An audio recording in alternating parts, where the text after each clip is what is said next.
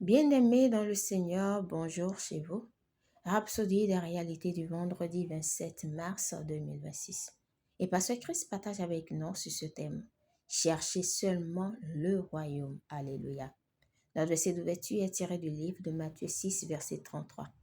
Cherchez premièrement le royaume et la justice de Dieu, et toutes ces choses vous seront données par-dessus. Gloire à Dieu. Le Seigneur Jésus a dit, ne vous souciez pas de votre vie, de ce que vous mangerez ou de ce que vous boirez. Matthieu 6, verset 25. Pourquoi ne veut-il pas que vous pensiez, que vous vous inquiétez de votre vie? C'est parce qu'il a déjà tout arrangé et réglé dans votre vie.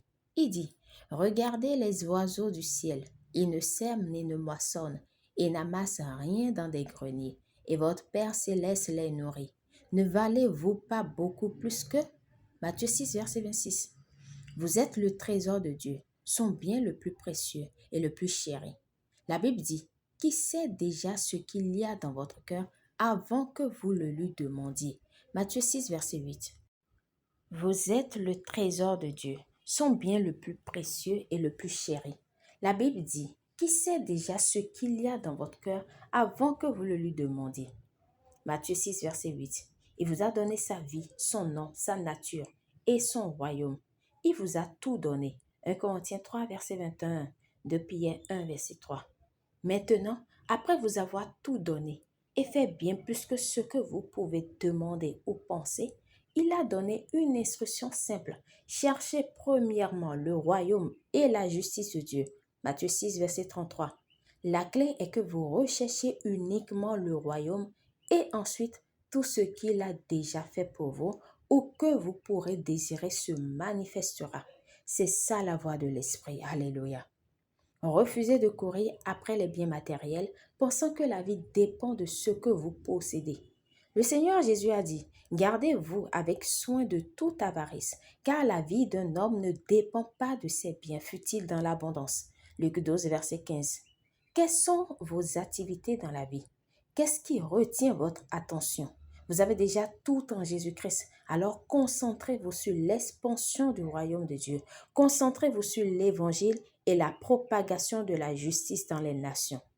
Maison, terre, influence, richesse, etc., elles vous appartiennent déjà. Ne courez pas après elles. Fixez votre regard uniquement sur le royaume de Dieu.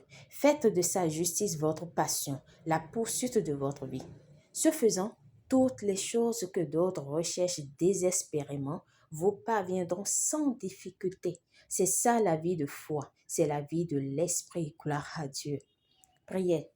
Cher Père, merci de faire de moi un héritier du royaume.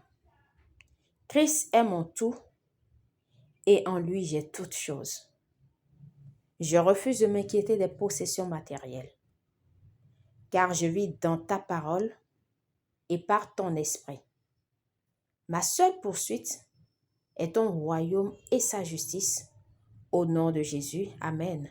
Pour une étude approfondie, nous disons Luc 12, versets 29 à 31, Colossiens 3, versets 1 à 2, 1 Timothée 6, versets 6 à 7, 1 Corinthiens 3, verset 21.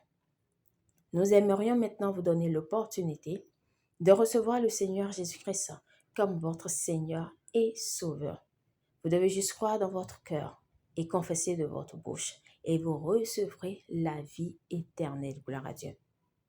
Alors, dites cette prière de tout votre cœur et de manière à vous entendre si vous croyez déjà en Jésus-Christ. Ô Seigneur Dieu, je crois de tout mon cœur en Jésus-Christ, Fils du Dieu vivant. Je crois qu'il est mort pour moi et que Dieu l'a ressuscité des morts. Je crois qu'il est vivant aujourd'hui. Je confesse de ma bouche que Jésus-Christ est le Seigneur de ma vie à partir d'aujourd'hui. Par lui et en son nom, j'ai la vie éternelle. Je suis né de nouveau. Merci Seigneur d'avoir sauvé mon âme. Je suis désormais un enfant de Dieu. Alléluia.